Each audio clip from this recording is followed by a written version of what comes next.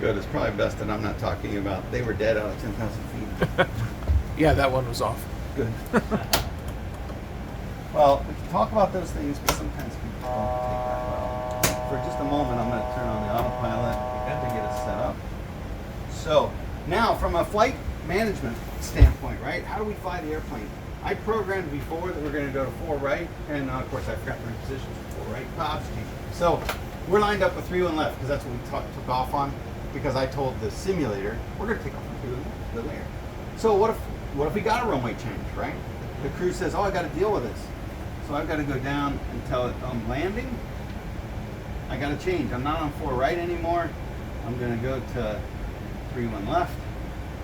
I'm not doing any of that stuff, so no stars. There's no vias. So, yep, that's okay. And insert that. So now on a flight management system, I'm looking at the 2 fixes that line you up for this runway and runway 3-1 left. And you can see looking out the window, we're lined up with it. Now the Airbus says, what phase of flight am I in? Am I taking off, climbing, cruising, descending, or landing? Right now it says I'm climbing because we've been messing around this whole time. We never got out of that phase of flight. But we want to go land, so we say activate the approach phase. So now the airplane, says, oh, okay, now you're going to go land. Oh, by the way, what's the QNH, right? It's a standard day for us today, so it's 2992, it's 15 degrees, and the winds are calm. 0. Now, just for the sake of argument, we'll put in 220, just so you can hear what it sounds like. So at 220, the airplane's going to tell you 100 above the minimums. Yeah, it's going to tell you when you're approaching land. When you land, we'll do mediums more fun, so we're going to put some auto brakes on. Notice that to line up, are you guys familiar with the term localizer and glide slope? Yep. Okay, so we're on the localizer and we're below the glide slope. And I know that because there's the glide slope and there's the localizer, and we can see on both sides. We've got those. We've also got it on standby, which I can bring up the glide slope and localizer on as well. Now, if we said, I'm going to let the airplane fly it, right now, the airplane just captured the localizer, so we see LOC with a box around it. Star means it's still capturing. In a minute, that'll go away. And when it gets to the vertical speed, when it gets to it, it will capture the glide slope. Now you can let it auto land, or you can land, or whoever can land. I don't care. It's up to you guys. How do you turn the autopilot off? Is it the red button? It is. We're switching the guns, right? Just kidding. So just press it once. That's the autopilot disconnect. Now, when that glide slope captures, you'll see the flight director will actually pitch down to tell you, hey, it's time to descend. The other thing we need to do if we're going to land is put some wheels down. Good idea. And we're going to configure, because we want to go slow. So we've got to put all of our leading and trailing edge devices out so that the aircraft, instead of being this really flat, clean wing that'll go fast, go Mach, 7.8, 7.9, we got to go slow. So we got to have it looking like a big arched wing with a lot of lift. And we do that by using flaps and slats.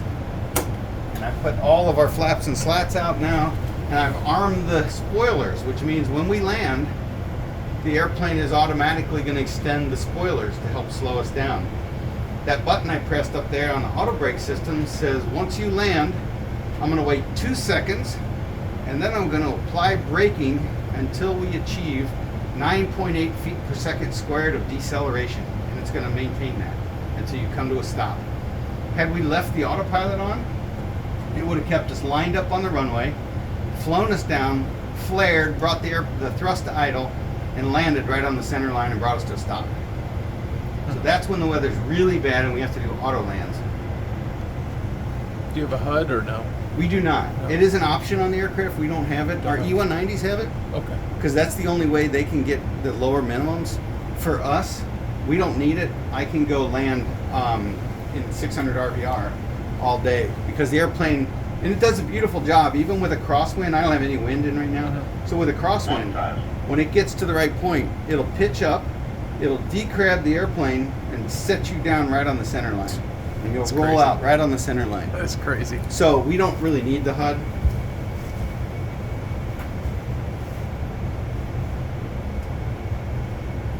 From an ATC's perspective, somewhere in here we heard JetBlue 123, runway 31 left, clear to land. And we read back clear to land. We teach our crews the technique, which is when you said clear to land, I went and flipped the nose light switch to that position, which turned it on, but also is our reminder to ourselves that, yep, they told us we're clear to land. And somewhere down in here, we all look up there to make sure that little switch is up. And if it's not, hey, ask him if we were clear to land, because one of us forgot to do our job. Happens. It does, right? But those are the things we teach the crews as safety net. So I'll talk you right hand on the thrust levers. When I tell you, it's going to call you a retard here in a minute. It's nothing personal. It's just the airplane. Yeah. And when it does, you're going to pull those to idle. So just pull them back to the stop. When I tell you to flare or to pitch up, you're going to pitch up just a couple degrees, so just barely. Okay.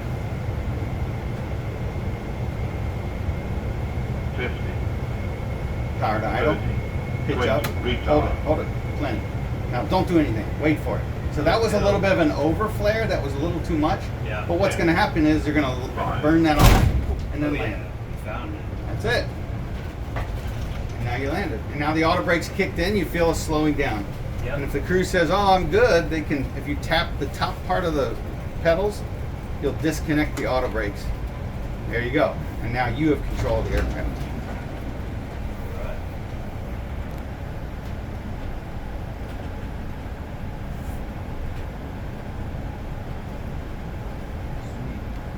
And then you can just stand on the brakes whenever you want and bring us to a stop, turn off, whatever you like. Now there's a tiller on the side, so when we start taxiing, we let go of the side stick and reach over and grab that little handle on the left-hand side. And then you can tilt. Now, it's really touchy in the sim, so if you feel it moving, you probably moved it too much and you're about to make everybody sick. Nice. And we get flight crews that get in here and get sick to their stomach because the motion doesn't quite match real life, and your inner ear goes, oh man, Like, this what isn't the hell right. are you doing? Yeah.